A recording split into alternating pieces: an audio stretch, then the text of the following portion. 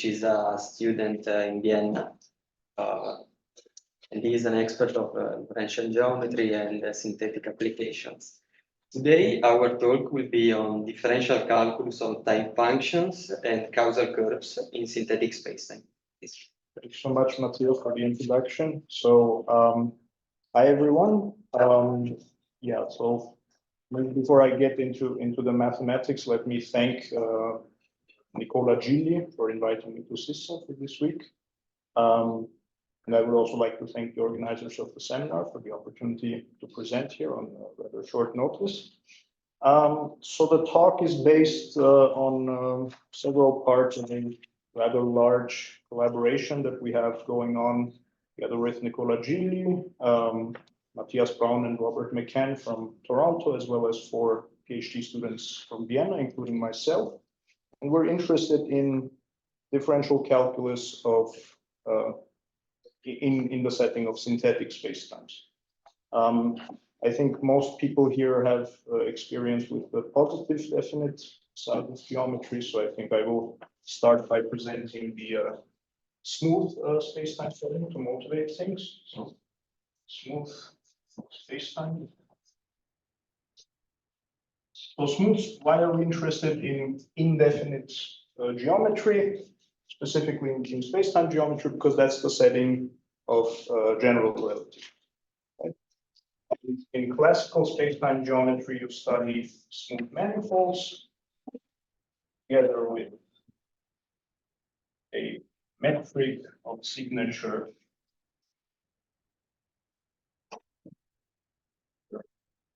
And we'll use a signature which is not that common in relativity, but we use this signature. This works. I will see this. So at every point, this is an indefinite bilinear form of this signature. And further, we want to fix a global vector field on M, but that GSF is positive. This will be motivated in a second. So due to the signature, so what changes? Now in Riemannian signature, all directions are equally valid. Now if you have indefinite signature, this kind of says that some directions are more interesting than others. And vectors have now causal character. So we say, so for some vector v, if GVV is positive, we say it is time-like. If it is 0, we say it is null. These all together we call causal. And if it is negative, we call it spacetime. And the idea is that, in a physical spacetime, observers move with along time-like geodesics. This corresponds to moving with speeds below the speed of light. Light particles move along null geodesics at light speed, and space-like movement is unphysical. Right? So this characterizes causal directions as the thing to look at, essentially. And further specialization for causal directions is we have a direction. So we have a directionality of future and past. We say it's future if GXV non-negative and past if it's non-positive. And so, right, and this is why we needed. We fix a global choice of X because this is the so-called time orientation vector field. And it's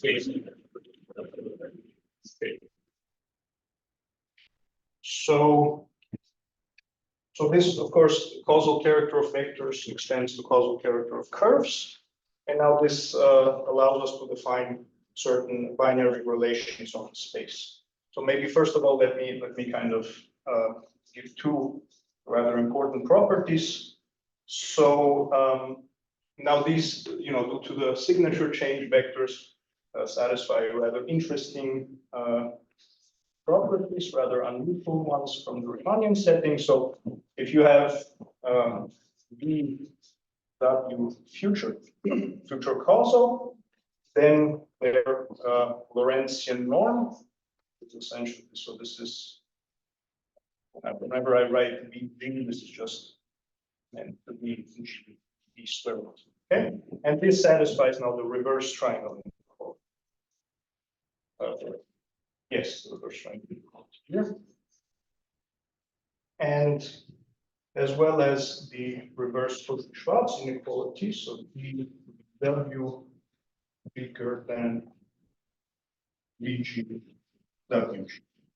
Right? So as long as you're looking into the future cone of vectors, the usual inequalities are reversed. Right, so as I said, this now extends to curves, and the binary relations we can define if we say a point X is in the time-like path to a point Y, if there exists future time-like curve gamma from X to Y. Similarly, we define a causal relation if there exists a causal curve. And then one considers the sets at plus X, it's time like future, so all Y is that X. That's this Y, similarly J, defined with respect to the causal relation. And our sets of interest, similarly we can put and the I minus, the J minus, as well as for sets via unions. Now,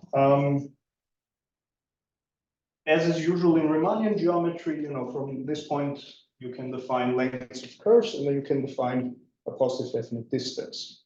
Here, due to these, reversed properties, you will not define a distance, but you will define something which is physically very relevant, something like a time distance between events, right? So, for future causal curves, we can define their length with the usual formula.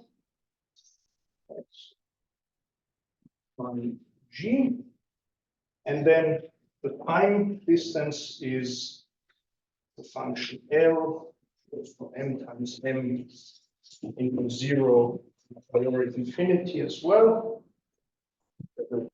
Singleton minus infinity. And L of xy, this is, first of all, it is the sup of the LGs of gamma, and the sup ranges over all gamma x to y future causal. If there are such gamma, we will define it to be minus infinity if x and y are not related. Okay, and this is the notion of time separation. So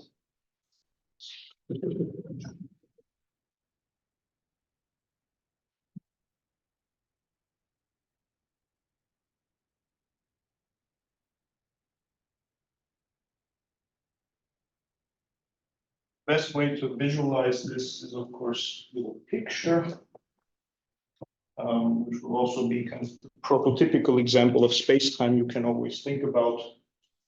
So, of course, too trivial for most cases, good visualization to have. So the standard flat space-time, which is the corresponds to Euclidean space in positive definite signature, is Minkowski space. So we write it as R1 n minus 1. So this is Rn with the metric eta, which is dt squared minus some n like 1 to n minus 1 d squared, where of course I can know in Rn. Now if I draw this in the two-dimensional place, that's t here, x here, then all of these notions of future causal and so on can be visualized. So if this is 0, then so the 45-degree diagonals, these are the null vectors. So these are the future null vectors. I do the same in the past, like past null. Here this is past time-like. This is future time. And these are the space-like durations, which are not of interest. Okay, so this is to motivate the smooth setting. And now there is significant physical interest in describing spacetimes in the non-smooth setting, simply because even if you do smooth spacetimes in geometry, somehow natural, let's say, situations require already non-smooth consideration. So let's get into synthetic spacetimes.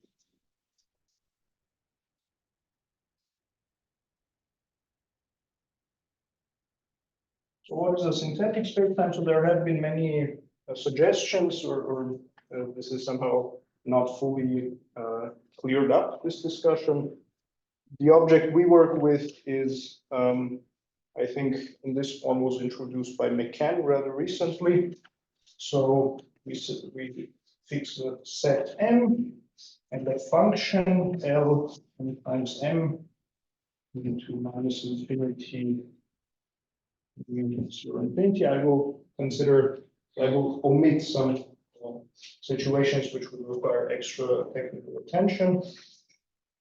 Define L plus and the max L is 0. I want L to satisfy L Z bigger than LXY YZ. So this is something that the time separation in the smooth case does, simply because the vectors do essentially. So I want this for all x, y, z. That's why the minus infinity here. And once I have such a function, I simply define the time-like relation as the pre-image of 0 infinity, with 0 not included. Find the causal relation of the pre-image of 0 infinity with 0 included. And I require some additional properties. So I want, so this is now, so far, this is a set in the function. This is not enough to kind of do some meaningful analysis. So I want the order topology on M coming from the time-like relation, and I want that this is full. This requirement, and I also want that. So this is some technical stuff that's maybe important. Just quickly note this here. I don't think this is a closed partial order.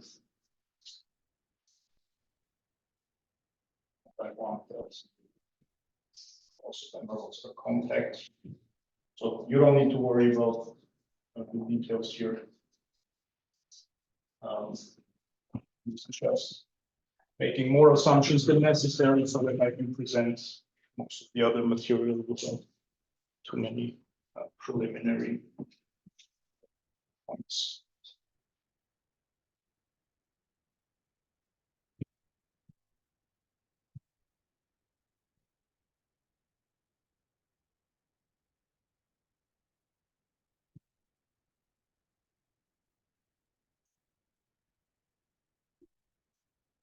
Okay, so now first, excuse me again. yes. Are you making any assumption on the continuity or what of L and L plus? Yes, I want L to be upper semi-continuous. I want L plus. This is unnecessary, but certainly if we have this, everything is okay. So now the first consideration of non-smooth differential calculus. What are the correct curves to look at? So we know in the metric setting, those are the absolutely continuous curves, because those are the ones emitting speed. Here, it turns out it's curves which are not even continuous. So let me, so we consider gamma 0, 1 into M. So we need curves which kind of behave well with the kind of order-like monotonicity which is inherent to these Lorentzian spaces. And it turns out from probability theory, there are notions of such curves. They are called CAD-like curves or paths. So we are considering such a priori discontinuous curves, which are first of all causal. So gamma S is in causal relation to gamma t whenever x is before t, and Cadlac. So Cadlac is French, so it says it's continu à droite, limite à gauche, right? With right continuous with existing left limits. And right, so gamma right continuous exist left limits. And we fix the endpoint continuity, so we want continuity at 1. Okay? And we denote the space of such causal Cadlac paths as CC 01. And this is a rather nice space, so it behaves well with the topology on M. So if D is a complete metric on M, right? We wanted M to be Polish, then you can simply define the L1 metric on Cadlac paths. And this is what it separates.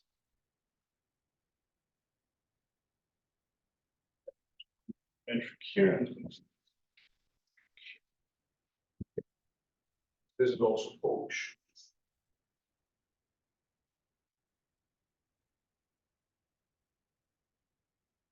A nice space of curves to work with, and the first sanity check kind of what one wants the curves to do is the so-called limit curve theorem. Limit curve theorem. So we have one setting, so which says that if you have gamma, so I will only write CC from now for brevity. So if you have a set of Cadlac paths such that the starting and end points are in compact sets. 0 is C, gamma 1 is tilde, right gamma, then gamma is relatively common with the topology, this Polish topology just introduced. Okay.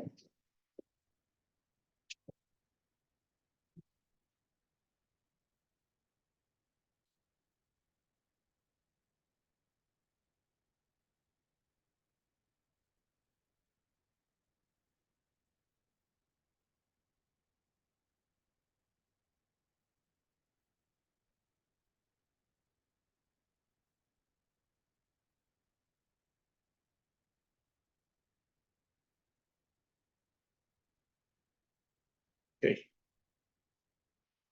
So now, why did we introduce Cadlac paths? I said something about absolutely continuous curves being nice because they admit speed. Well, Cadlac paths admit causal speed. So theorem, causal speed. Gamma is causal Cadlac path.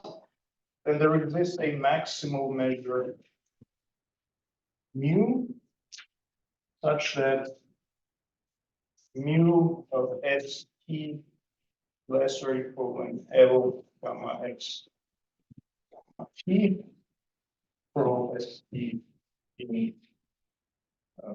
1 is 1. Okay, with this maximal among measures satisfying this inequality here, and the measure mu we decompose as norm gamma dot L1 plus a singular part, and we call norm gamma dot, we call this the causal speed.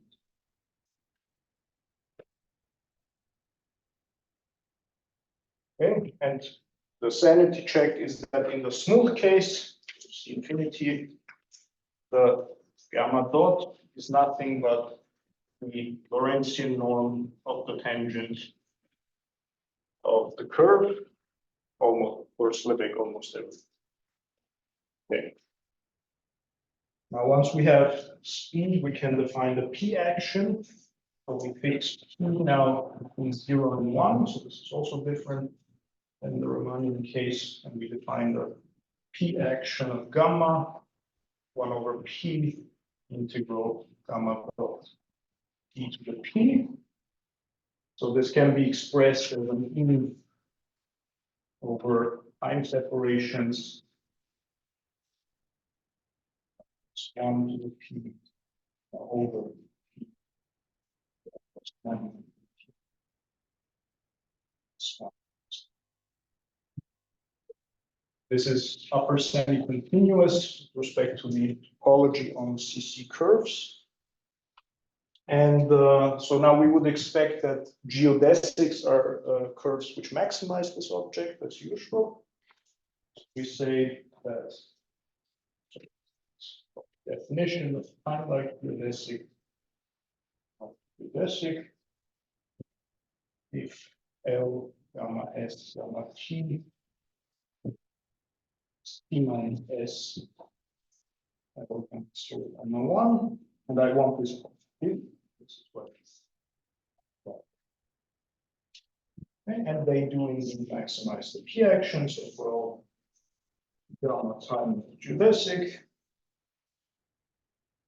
P action gamma plus 1 P and separation of P.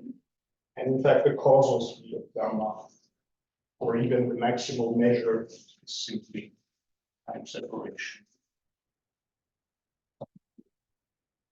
So,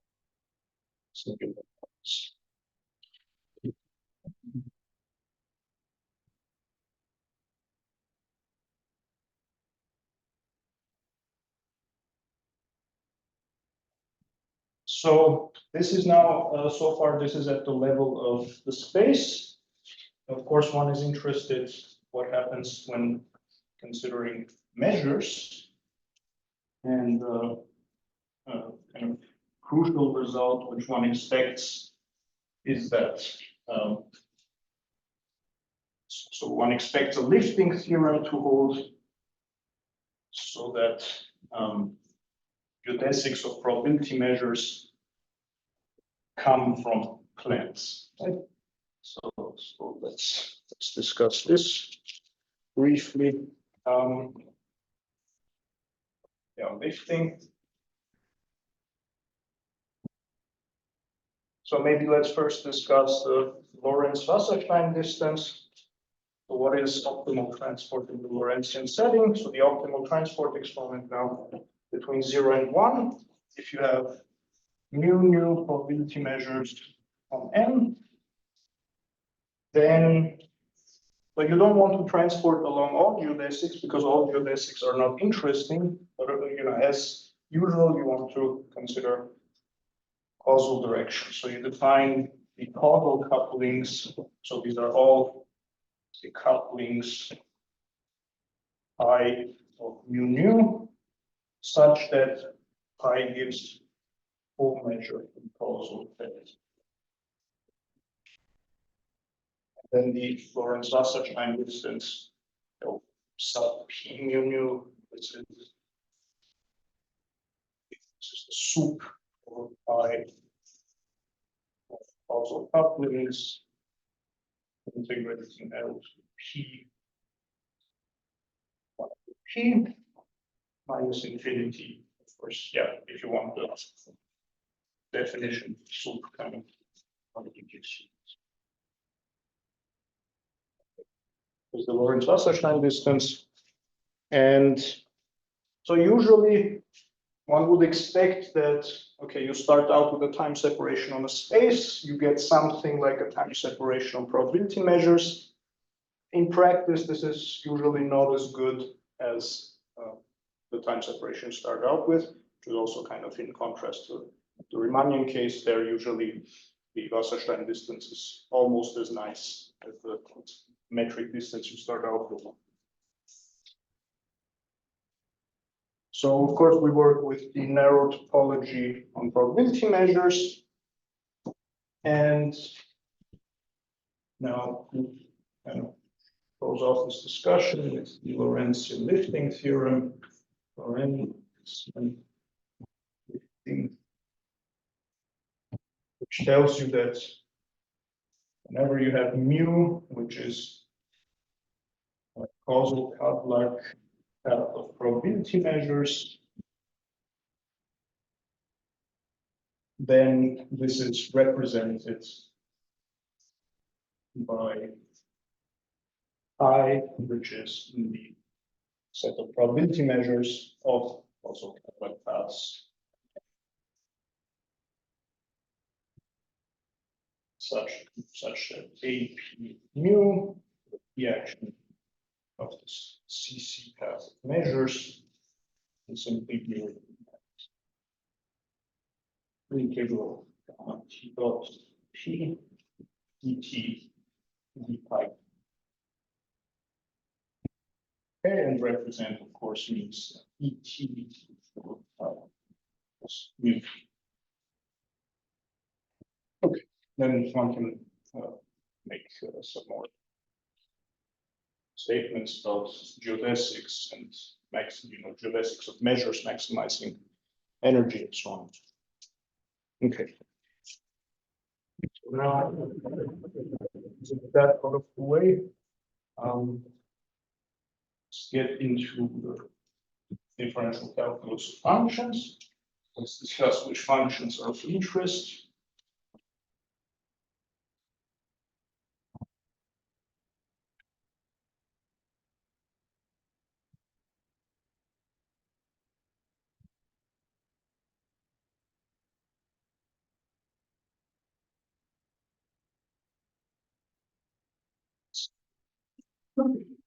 Definitions out of the way.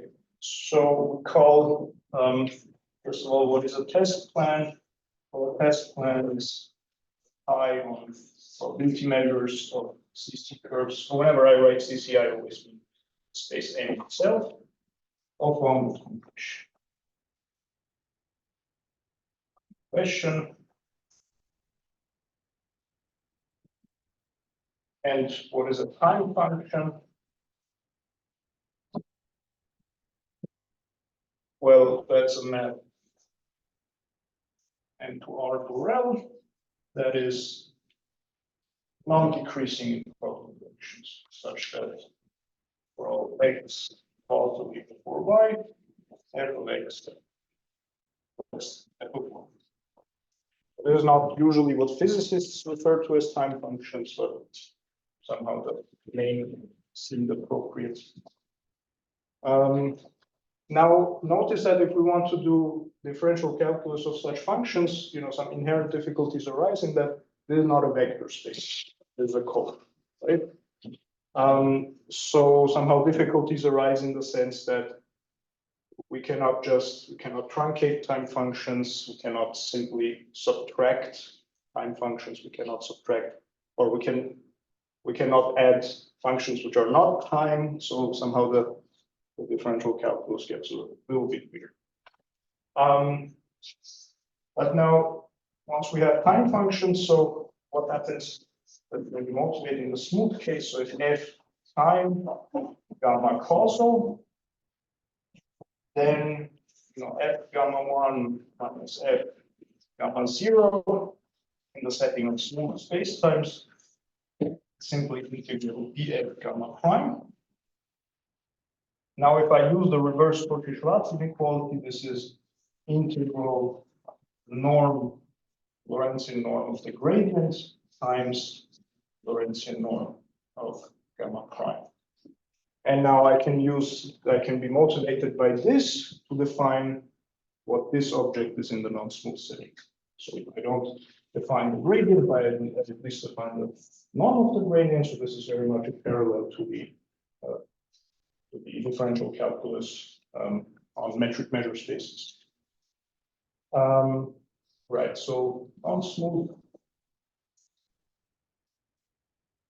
we call G the subslope of F. If for all pi tests, we have that integral f gamma 1 minus f gamma 0 pi is bigger than integral G gamma t dot Vt. Okay, and there exists a maximal G in the pointwise soup sense, pointwise almost everywhere sense, so which we call df. So this is the maximal weak subslope of it. And again, the sanity check that in the infinity case, df is so almost everywhere. Of course, so I didn't. So from here on, you of course consider M a reference measure. Okay.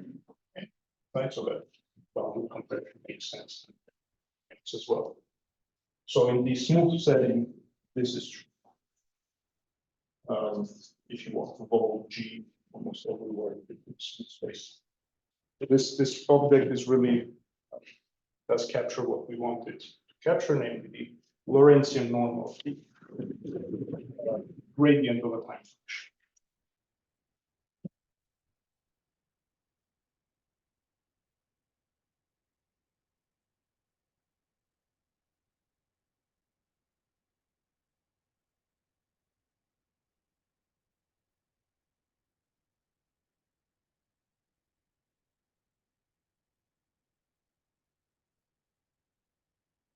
Which time do I have? 15 minutes. 15 minutes? Okay. So of course this is now this is a convex this is now a concave differentiation as opposed to the convex one in the positive definite case. So for example, you have things like b lambda f plus g, as long as this makes sense. This is bigger than lambda f plus dg, and so on. You have chain rules for monotone functions and many interesting properties. Okay.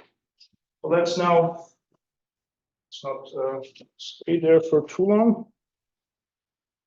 Let's discuss the horizontal and vertical derivatives a little bit.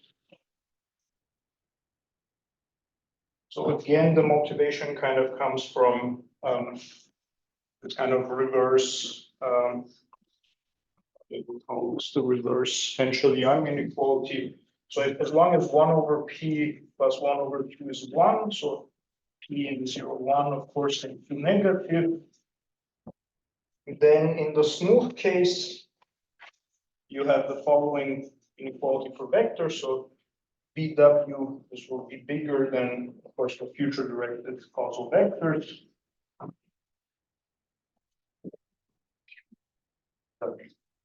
Q. Okay.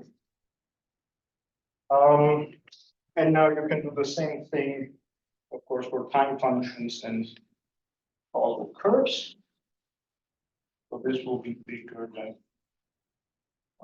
P gamma I T, 1 over Q D G the Q.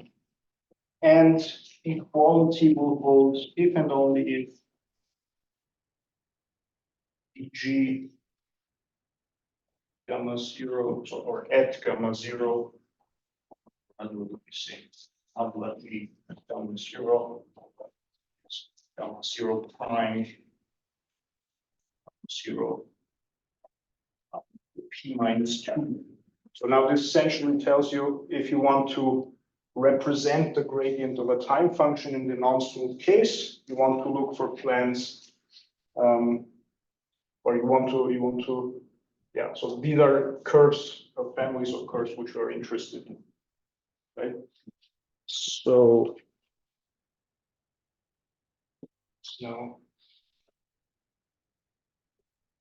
non-smooth case.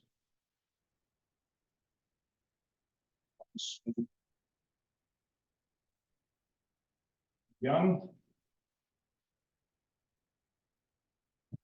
So if you have a time function f, then the meaning of f gamma t minus f gamma 0 over t. This is bigger than 1 over q EF Q pi gamma pi force S suitable plan.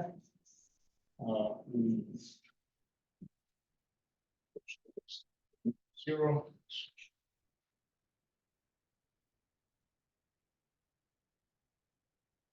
E dot.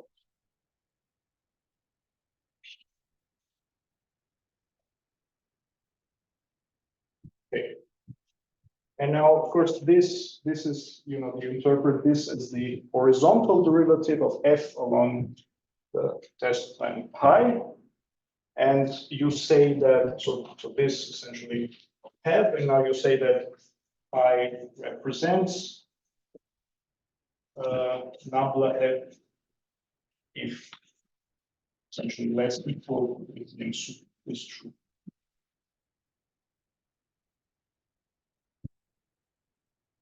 Okay, so this is the horizontal side of things. And now what about vertical derivatives? Well, for vertical derivatives, it turns out that right differentiation is easy because we're working with cones. Left differentiation is hard because, yeah, for the same reason, essentially, right? On the vertical side of things, we can essentially precisely define this object here. On the conjugate objects on B plus F at nabla G, e.g. 2. This is essentially the essential supreme number of positive epsilons D G plus epsilon F to the Q minus E Q cubes. Okay. And so now one can relate horizontal vertical derivatives in the sense that one can show that this is always bigger than the integral over this. I don't want to write this down. Right. And now, okay, so now we will, I hope I have a couple more minutes talk about our version comparison. In fact, the original motivation for doing synthetic differential calculus in the spacetime setting to us was, or still is, the interest in rigidity theorems, in particular splitting theorems. And the Lorentzian splitting theorem, in a very essential way, requires D'Alembert comparison. So D'Alembert is usually what people call a Laplace-Beltrami operator, which comes from the Lorentzian metric, which is, of course, a hyperbolic operator, so it doesn't have the same nice maximum principle properties that the Riemannian Laplacian has. But it turns out that somehow it is more interesting to consider nonlinear counterparts of the D'Alembert instead of the D'Alembert itself. Let's D'Alembert. Listen.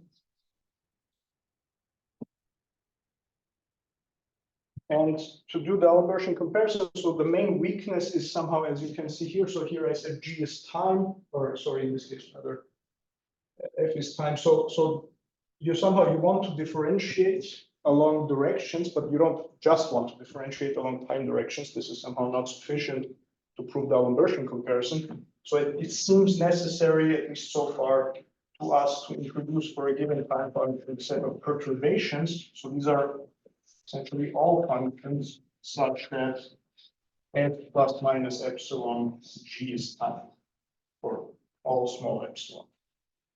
Okay, the a priori issue is that this set may be empty for a given f, right?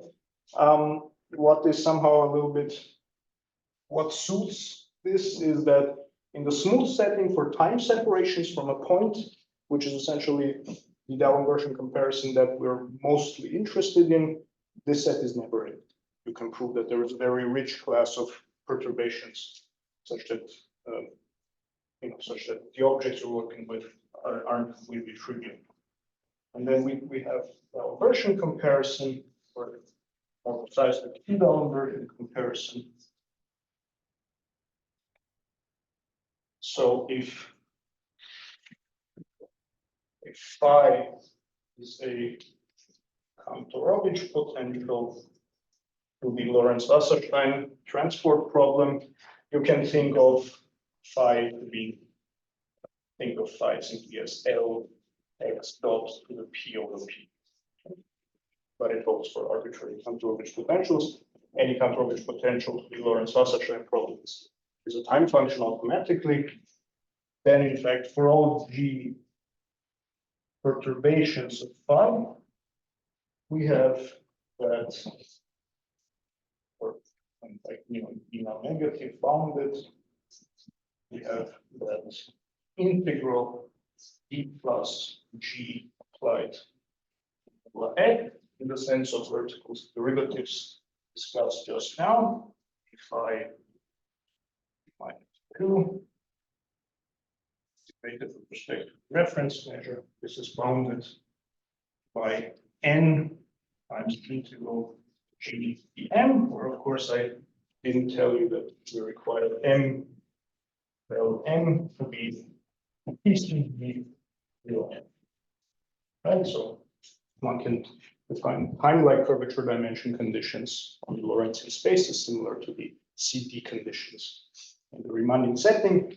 If you have a TCD0n space, you can define this, which in the smooth setting corresponds to Q version of phi, which is the divergence of nabla phi, norm nabla phi Lorentzian to the Q minus 2, bound by smooth statement translation to smooth setting. And this in particular implies the usual diversion comparison. And so this was the main goal of this project, and we're hopeful that this will prove useful in approaching non-smooth splitting theorems in the future. Thank you so much.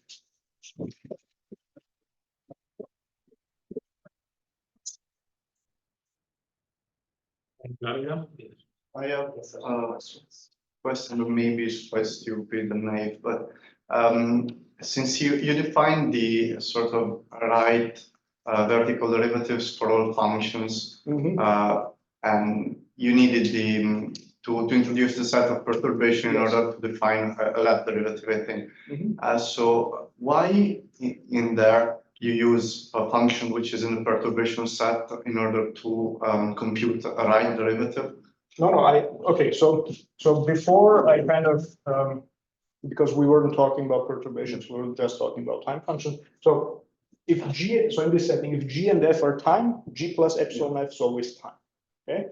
But somehow it is not sufficient for the diversion comparison to just consider right differentiation in time direction. Okay, so you mean G in there is not no, G necessarily is not time. Yes, G is not time. So in the smooth setting, you can show that if you have this function, for example, which is the one that you're mainly interested in, then this function defines a certain positive definite distance on its future, and Lipschitz functions with respect to that distance are perturbations. So you are somehow in that setting, you have many, but in general, in an arbitrary smooth scenario, this may be an empty statement because there are no perturbations a priori. And I also have a question. What do you have like rigidities for this comparison, like the Laplacian comparison? Like yes, this is sharp. So what happens if there's equality? If there's you mean like whether we know that the space then yes, because this I don't know. I don't even know if people know this in the smooth. There is not, setting, but maybe they. So yeah, I'm just not. okay. I don't know. And also, when you introduce the distributional gradient modulus, are there assumptions even in this? No, saying no. What are there assumptions that make it compatible with the pointwise? So not very strong ones. I think, yeah. If so, any given Borel time function on a smooth space-time, it will be BB log And so it will in fact have the nabla f almost everywhere pointwise. And even for such functions, you can prove that it's compatible. So for smooth ones, certainly. Okay. I was thinking like Lipschitz functions, Mhm. where if you have a Lipschitz function, then you define the Lipschitz constant. Okay, in this case, you don't take the Lipschitz maybe, but Yeah. is this equal to the modulus of the, like when it is equal? Yeah. So time and Lipschitz are kind of inverse properties of each other, right? Yes. Because time function is actually monotone function. Yes. Very far from Lipschitz. But yes, yeah, that's That's okay. so yes. So on a smooth spacetime, for rather general time functions, the nabla f defined in the standard sense exists and is equal in norm to what we choose. And what about this setting? Well, in this setting, that's the replacement, right? I mean, we don't know what nabla f a priori is, so but we can define the norm of nabla f, right? So, I mean, maybe you're thinking about the CD-RCD setting where people can already define gradient of f as a directional object, but so far we haven't. I was thinking to the fact that if you have a Lipschitz function and you can define the local Lipschitz constant, then under certain assumptions on the space, this is equal to the modulus of the almost everywhere. We haven't considered this in too great detail. So the Lipschitz constant equivalent would be the steepness constant. So you define for a time function that it is steep with respect to the time separation. And I think we have some results that the steepness constant is essentially the mod. So this df, Okay. or at least bounds. Yes. Yeah. So just another question. Back in the smooth case, is there a canonical measure that you can put on a space-time, Yes, because the space-time comes with a Lorentzian metric, but the Lorentzian metric defines a canonical volume, right? Because the volume, right? So the volume is nothing but, square root depth g absolute value and dx1 dxn. So you see that as long as this is positive, it doesn't matter what the signature is. Yeah, so you sort of just replace the negative eigenvalue. And yeah, as long as it's not degenerate. Okay. Questions, maybe from home? No.